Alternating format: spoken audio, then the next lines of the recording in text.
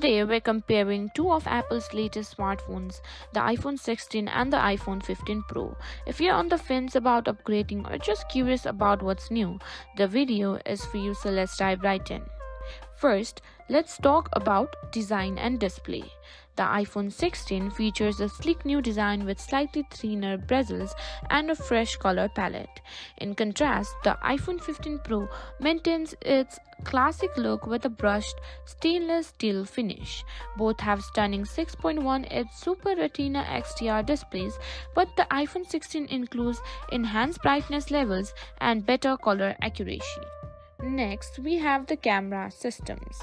The iPhone 16 introduces new camera features including an improved 48MP main sensor for even sharper images and better low-light performance.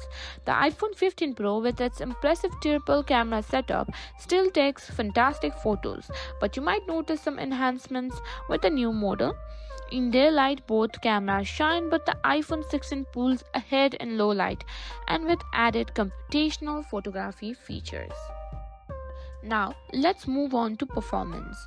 The iPhone 16 is powered by the latest A17 chip, promising blazing fast speed and improved efficiency.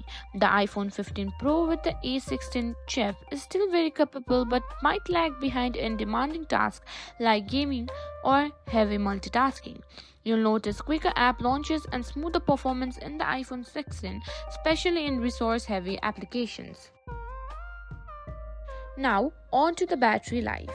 The iPhone 16 offers slightly better day battery performance due to its enhanced efficiency, while the iPhone 15 Pro still delivers a solid all-day experience. Both support fast charging and MagSafe, so you won't have to wait long to power up. Finally, let's talk about software and features. Both models run iOS 17, but the iPhone 16 gets some exclusive features including improved gaming capabilities and enhanced photo processing tools. If you want the latest software innovations, the iPhone 16 will serve you well.